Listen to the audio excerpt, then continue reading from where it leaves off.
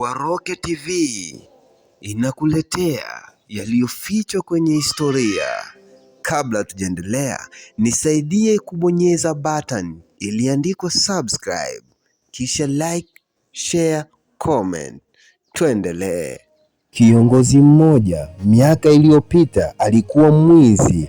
Alitumika kuiba vitu vya thamani tofauti.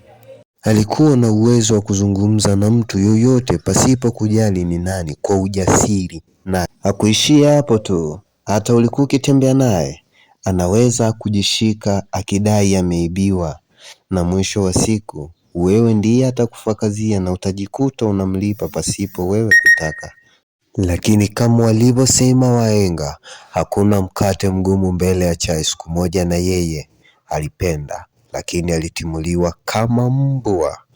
Na baada ya muda, hapo ndipo aliweza kunukuliwa akisema, ukipata kazi piga kazi na mimi nitapiga kazi mpaka niwe rais. Siku zilisogea zikaenda, na huyu ndio alitumika naye kuiba vitu vya thamani vya watu.